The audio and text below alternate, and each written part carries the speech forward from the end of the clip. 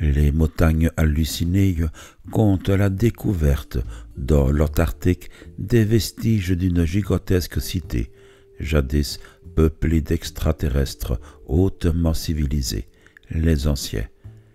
Les membres de l'expédition, organisée par l'université de Miskatonic, déterrent malencontreusement les corps de quelques-uns de ces êtres en état d'animation suspendue, qui reviennent à la vie et massacrent plusieurs explorateurs.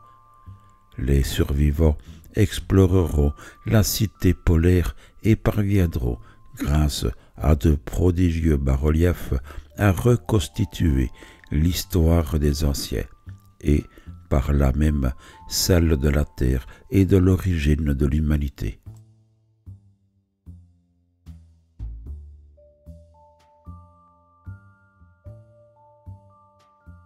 Ils avaient découvert une caverne.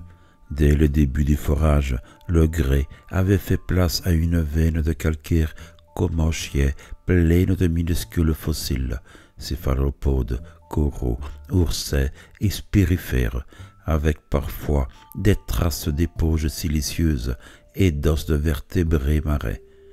Ces derniers, sans doute, de requins et de ganoïdes. C'était assez important en soi, car il s'agissait des premiers vertébrés fossiles que l'expédition ait jamais recueillis. Mais quand, peu après, la tête du forêt, passant au travers de la strate, déboucha dans le vide, une nouvelle vague d'émotions, plus intense encore, se propagea parmi les fouilleurs.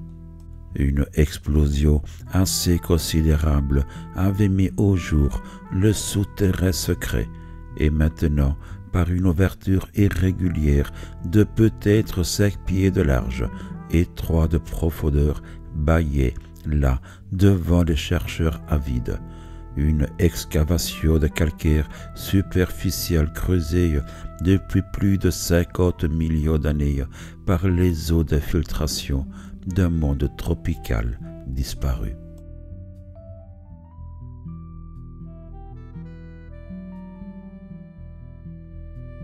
On eût dit une cité cyclopéenne d'une architecture inconnue de l'homme et de l'imagination humaine, aux gigantesques accumulations de maçonnerie noire comme la nuit, selon de monstrueuses perversions des lois géométriques et jusqu'aux outrances les plus grotesques d'une sinistre bizarrerie.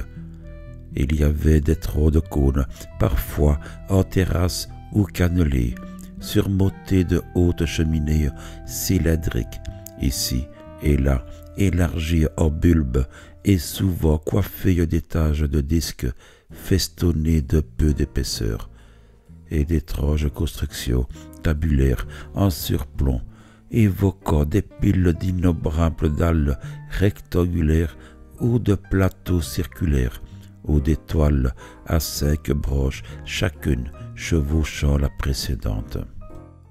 Il y avait des cônes et des pyramides composites, soit seules, soit surmontant des cylindres ou des cubes, ou des cônes et pyramides troqués plus bas, et, à l'occasion, des flèches en aiguille bizarrement groupées par 5.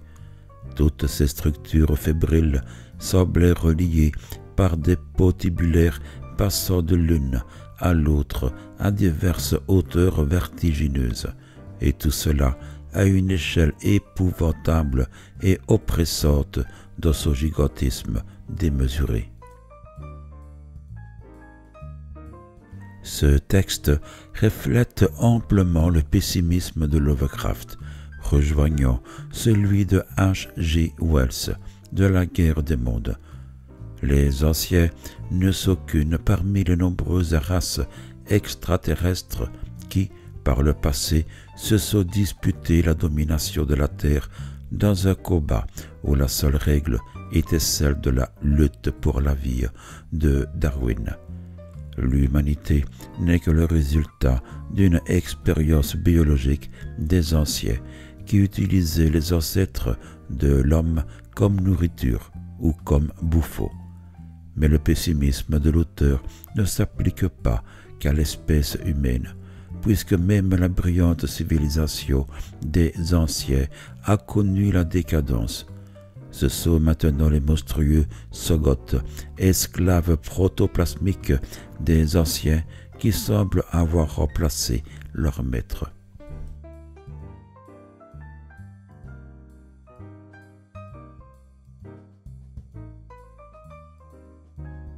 Les spécimens couplés offrent une ressemblance si troublante avec certains êtres du mythe primitif que l'idée de leur existence très ancienne hors de l'Antarctique devient inévitable. D'ailleurs, Epapodi a lu le Necronomicon et vu les peintures cauchemardesques de Clark Ashton Smith inspirées du texte. Ils comprendront quand je parle de ces anciens qui passent pour avoir créé toute vie sur Terre par plaisanterie ou par erreur. Les érudits ont toujours pensé que cette idée était née d'interprétations imaginaires morbides de très anciens radiolaires tropicaux et aussi de créatures du folklore préhistorique dont parlait Wilmart, prolongement du culte de Tsulu, etc. Par des inscriptions d'une extrême précision de la morphologie déroutante des anciens et de l'architecture de leur cité, Lovecraft parvient à provoquer à la fois l'émerveillement et l'inquiétude du lecteur. Si les anciens épouvantent les membres de l'expédition, c'est avant tout parce qu'ils sont différents et échappent à la compréhension de l'esprit humain.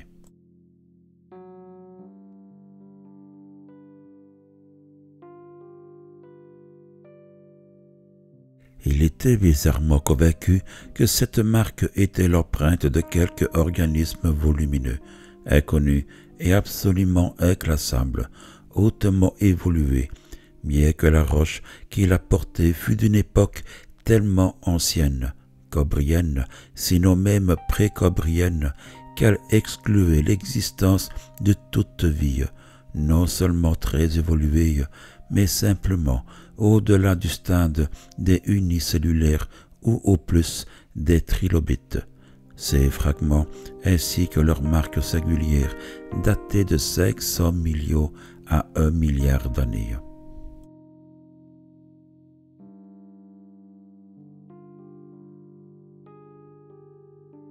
Revenant à nos impressions et me rappelant notre ahurissement à la vue de cette monstrueuse survivance des millénaires révolus, je ne peux que m'étonner d'avoir conservé, comme nous le fîmes, un semblant d'équilibre.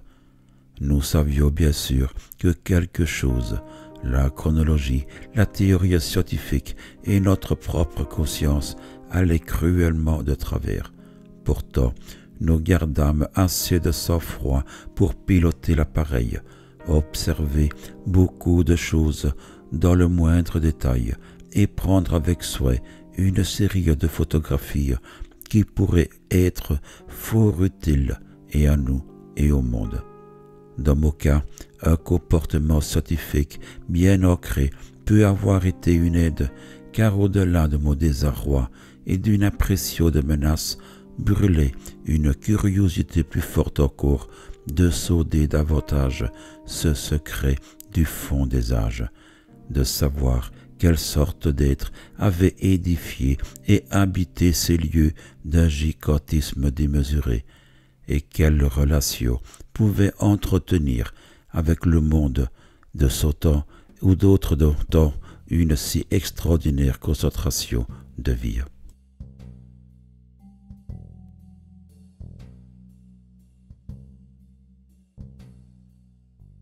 Après tout, ils n'étaient pas mauvais dans leur genre. C'étaient des hommes d'un autre âge et d'un autre mode d'existence. La nature leur avait joué un tour infernal, tour qu'elle jouera à n'importe quel autre que la folie humaine, l'insensibilité ou la cruauté peuvent déterrer plus tard dans ce désert polaire, hideusement mort ou endormi. et ce fut leur tragique retour au pays. Ils n'avaient pas même été sauvages, car qu'avaient-ils fait en vérité? Cet affreux réveil, dans le froid d'une époque inconnue, peut-être l'attaque de quadrupèdes velus, aboyant follement, et la défense abasourdie contre eux, et des simiens blancs tout aussi frénétiques, avec leurs bizarres enveloppes et leurs attirails. Pauvres legs, pauvres jetnais et pauvres anciens, scientifiques jusqu'au bout, qu'ont-ils fait que nous n'aurions fait à leur place? Dieu, quelle intelligence et quelle ténacité, quel affrontement de l'incroyable, tout comme ses frères et ancêtres sculptés avaient affronté des choses à peine moins croyables. Radiolaires, végétaux, monstres, frais d'étoiles, quoi qu'ils aient été, c'étaient des hommes.